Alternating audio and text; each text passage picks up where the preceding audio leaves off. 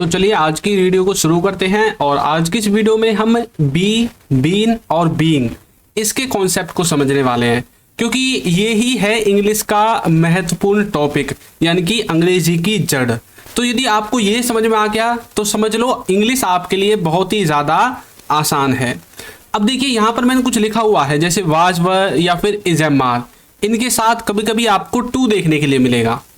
इसका मतलब है कि काम पहले से निश्चित है। ठीक है, काम क्या है, पहले से निश्चित है कि भाई आपको ये करना है, आपको ये करना था, मतलब प्रेजेंट और पास्ट दोनों के लिए।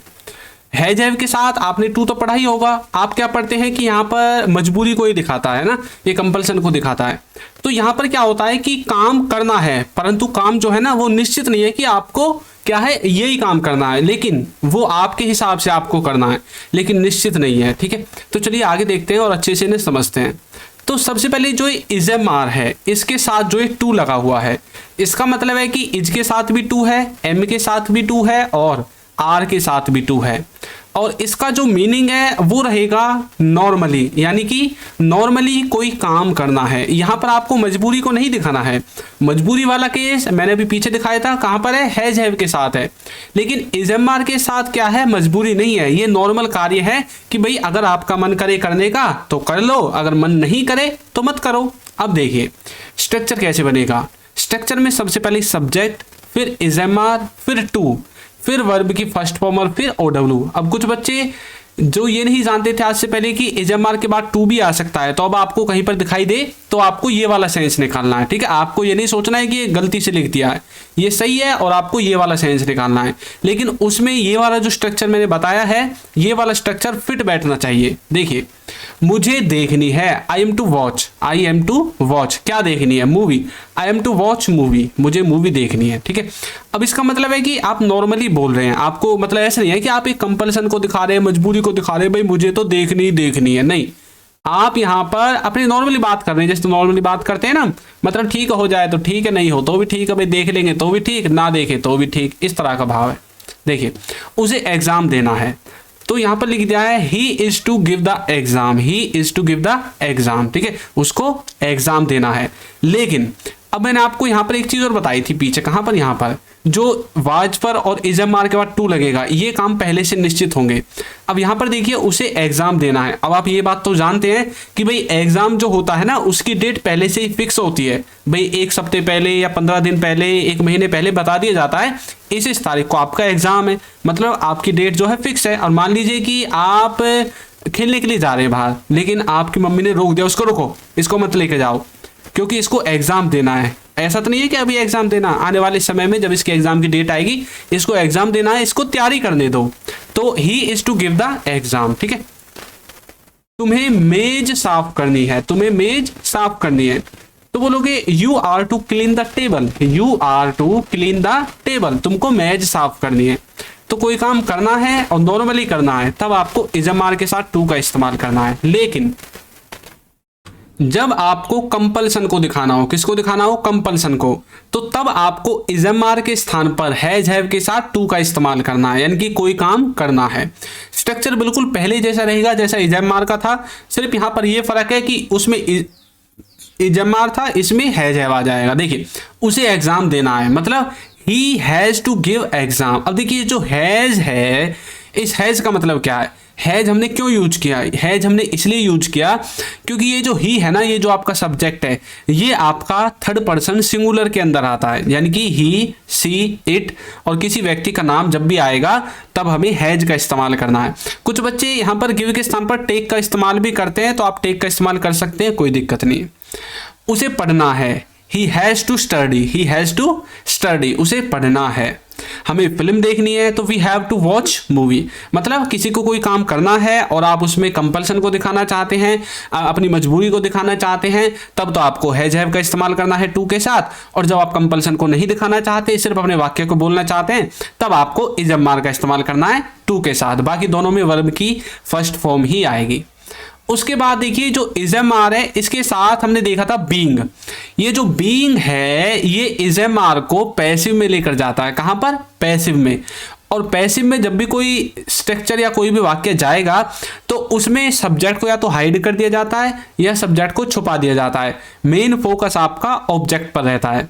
तो इजएमआर के साथ बीइंग मतलब किया जा रहा है, कोई काम किया जा रहा है किसी व्यक्ति के द्वारा, आप ये दिखाना चाहते हैं।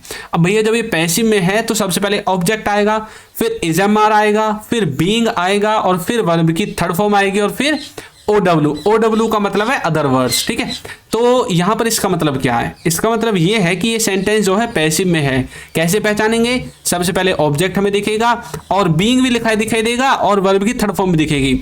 मान लीजिए आपको ऑब्जेक्ट नहीं पहचानता, ये बीइंग तो सेम टू सेम आएगा ना, बीइंग से और वर्ब की थर्ड फॉर्म से आप पहचान सकते हैं। जैसे कि उसे पीटा जा रहा है तो ही इज बीइंग बीटन। अब देखिए यहाँ पर जो बीइंग है इसके साथ बीट की थर्ड फॉर्म आई रही है, ठीक है ना। तो बीइंग के साथ वर्ब की थर्ड फॉर्म यानी कि पैसिव में है। कौन सा पैसिव है?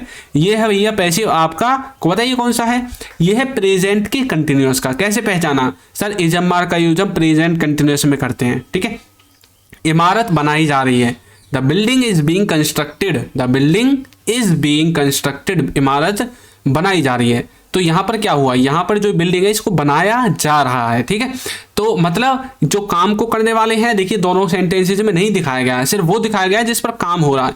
ही इज बीइंग बीटन मतलब इसको पीटा जा रहा है, ये कोई काम थोड़ी कर रहा है, ये तो पिटने का काम कर रहा है, ये तो पिट ही रहा, बल्कि इस पे काम हो रहा है, ठीक है। तो इस तरह से आप इजएमआर को बीइंग के साथ पैसिव में लेकर जाएंगे। नेक्स्ट है वुड बी। देखिए वुड के साथ जब हम बी लगाएंगे तो सेंस निकलेगा होगा या रहा होगा, दो वाले सेंस निकलेंगे। स्ट्रक्चर में सबसे पहले subject would be, other words आपके आएंगे। देखिए वह घर पर होगा तो बोलोगे he would be at home, he would be at home.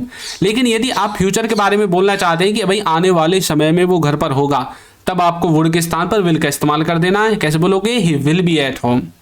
पापा ऑफिस में होंगे तो कैसे बोलोगे? पापा वुड बी इन ऑफिस, पापा वुड बी इन ऑफिस। वह खेल रहा होगा तो ही वुड बी प्लेइंग। इस तरह से आप वुड बी का इस्तेमाल कर सकते हैं। नेक्स्ट है हैड के साथ टू बी। अब देखिए हैड के साथ जब हम टू बी का इस्तेमाल करेंगे तो ये जो टू बी है ना, ये आपका सेंटेंस को कहां पर लेकर जाता है? पैसिव में लेकर जाता है। और यहां पर जो काम है वो कुछ जरूरी, यानी कि एक तरह से आपकी क्या होता है, कंपल्सन को दिखाएगा, मजबूरी को दिखाएगा। मस्ट का मतलब होता है जब कोई चीज पक्की करनी हो, जरूरी करनी हो। अब हैड लगा हुआ है तो मतलब कोई काम किया जाना था, पास्ट में लेकर जाएगा ना हैड, तो आपको कोई काम जरूर किया जाना था, पक्का किया जाना था, इस तरह से। स्ट्रक्चर में ऑब्जेक्ट सबसे पहले, फिर हैड, फिर टू बी, वर्ब की थर्ड फॉर्म के बाद OW मतलब अदर वर्ड्स। देखिए राहुल को पकड़ा जाना था तो बोलेंगे Rahul had to be caught, Rahul had to be caught, Rahul को पकड़ा जाना था। बर्गर को खाया जाना था तो बोलेंगे burger had to be eaten, burger had to be eaten, burger को खाया जाना था। फोन को बेचा जाना था तो बोलेंगे phone had to be sold, phone had to be sold, phone को बेचा जाना था।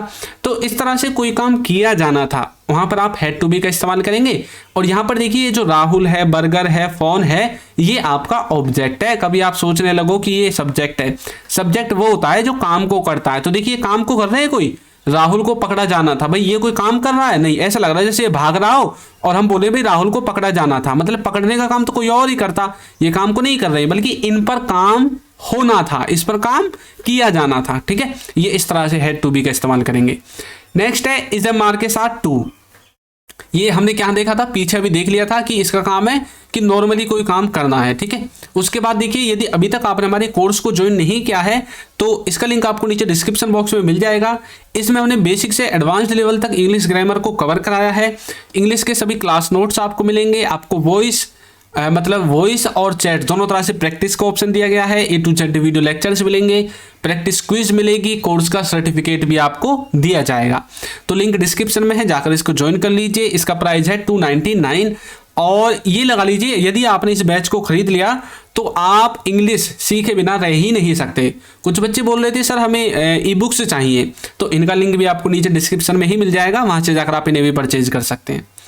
नेक्स्ट है, देखिए क्या है हमारा नेक्स्ट, वाजवर के साथ बीइंग। वाजवर के साथ बीइंग का मतलब है कोई काम किया जा रहा था। जब हमने इजएमआर के साथ बीइंग को देखा था उसका मतलब है कि कोई काम किया जा रहा है प्रेजेंट में, लेकिन जब इसमें हम बीइंग लगाएंगे वाजवर के साथ तो ये पास्ट की तरफ इशारा करेगा, क्योंकि वाजवर का इस्तेमाल तो हम पास्ट में करते हैं।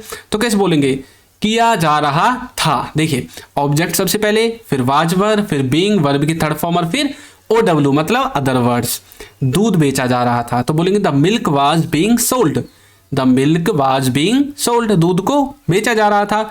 कमरे साफ किए जा रहे थे, the rooms were being cleaned, the rooms were being cleaned, कमरों को साफ किया जा रहा था या कमरे साफ किए जा रहे थे। तो इस तरह से आप आज वर्ग के साथ बीइंग का इस्तेमाल कर सकते हैं पैसिव वॉइस में, ठीक है। तो इस तरह से आप इनका इस्तेमाल करेंगे। चलिए आगे देखते हैं कैन बी। कैन बी का मतलब है हो सकते हैं या फिर हो सकता है, मतलब कोई चीज कहीं पर हो सकती है, ऐसा आप सेंस दिखाना चाहते हैं। इसमें सबसे पहले सब्जेक्ट, फिर कैन बी, फिर आपके अदर वर्ड्स आ जाएंगे। अब देखिए, वह घर पर हो सकता है, तो बोलेंगे he can be at home, he can be at home. अब कुछ बच्चे सोचेंगे सर मे इस्तेमाल नहीं कर सकते, मे लगा सकते हैं, ही मे बी एट होम, कोई दिक्कत नहीं है। वह स्कूल में हो सकती है, she can be in school, she can be in the school या फिर इन स्कूल, जो भी आपको बोलना है। इस तरह से आप कैन बी का इस्तेमाल करेंगे। शुड बी का मतलब होता है होना चाहिए या किसी को कुछ कार्य कर रहा होना चाहिए।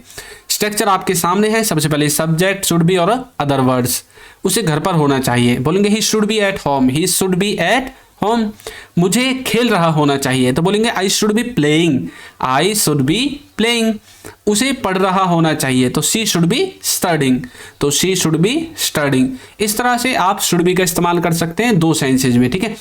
इजएमआर के साथ टू बी, इसका मतलब है कि कोई काम नॉर्मली किया जाना था। अभी तक हमने इजएमआर के साथ टू देखा था पहले, उसका मतलब है कि कोई काम किया जाना है, ठीक है। लेकिन जब हम इसका टू बी के साथ इस्तेमाल करेंगे तो ये पैसिव की तरफ जाएगा। तो पैसिव जाएगा तो सबसे पहले ऑब्जेक्ट आएगा, इजएमआर आएगा, टू बी आएगा, वर्ब की थर्ड फॉर्म आएगी और अदर वर्ड्स आएंगे। जूते धोए जाने हैं, तो बोलेंगे shoes are to be washed, shoes are to be washed. उसे भेजा जाना है, तो बोलेंगे he is to be sent, he is to be sent, उसे भेजा जाना है। मेज साफ की जानी है, तो table is to be cleaned, table is to be cleaned.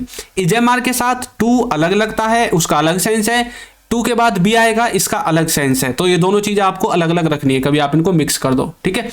वाजवर के साथ टू नॉर्मली कोई काम, मतलब पास्ट में कोई काम नॉर्मली करना था, ठीक है। स्ट्रक्चर वही रहेगा, सब्जेक्ट के बाद वाजवर, टू वर्ब की फर्स्ट फॉर्म, अदर वर्ड्स।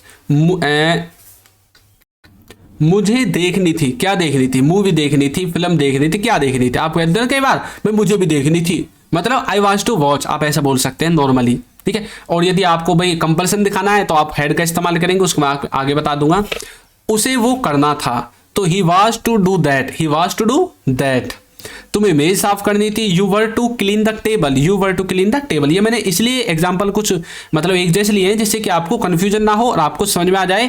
अब देखिए जो हैड टू है, इसका मतलब होता है कि पास्ट में कोई काम करना पड़ा। क्या करना पड़ा? पास्ट में कोई काम करना पड़ा। इसमें सबसे पहले सब्जेक्ट, फिर हैड टू, वर्ब की फर्स्ट फॉर्म और फिर ऑब्जेक्ट। मुझे जाना पड़ा, आई हैड टू गो। उसे खेलना था, कई बार बोलते हैं ना भाई उसे खेलना था, ही हैड टू प्ले, मतलब कोई काम करना पड़ा या फिर कोई काम करना था, वहां पर आप दोनों में इनका यूज कर सकते हैं हैड टू का। तो इस तरह से आप हैड टू का इस्तेमाल करेंगे। हैज हैव के साथ टू बी लगाना है, तो इसका मतलब है कि कोई काम जरूरी किया जाना है, ठीक है। जैसे कि उसे पूछा जाना है, he has to be asked, इसे भेजा जाना है, it has to be sent, इनको बताया जाना है, these have to be told. इस तरह से आप हैज हैव के साथ टू बी का इस्तेमाल करेंगे। कुड बी का मतलब होता है हो सकती है या हो सकती थी, ठीक है। जैसे कि यह खराब हो सकता है, इट कुड बी बैड। कुछ बच्चे सोच रहे होंगे सर इसका हम पास्ट में यूज करते हैं। जी हाँ, पास्ट में भी करते हैं, प्रेजेंट में भी करते हैं। वो यहाँ हो सकता है, तो बोलेंगे he could be here, he could be here. और अब आपका वाजवर के साथ टू बी वही है इजमार की तरह, सिर्फ ये पास्ट में सेंस देगा। तुम्हें बताया जाना था, you were to be told, और उसे भेजा जाना था, he was to be sent, और हमें पूछा जाना था, we were to be asked. इस तरह से, ठीक है। तो कुछ भी नहीं है इनमें, सिर्फ ये आपको वीडियो को एक बार और देखना है और आप अच्छे से इनको सीख जाओगे। तो हमारा जो कोर्स है उसका लिंक आपको नीचे डिस्क्रिप्शन बॉक्स में मिल जाएगा, वहां से जाकर आप हमारे कोर्स को ज्वाइन कर सकते हैं। तो आपको वीडियो कैसी लगी है जरूर बताइएगा, और यदि अभी तक आपने हमारे चैनल को सब्सक्राइब नहीं किया है तो चैनल को सब्सक्राइब कर दीजिए, वीडियो को लाइक कर दीजिए और एक अच्छा सा कमेंट करना तो बिल्कुल भूले ही ना। Thank you.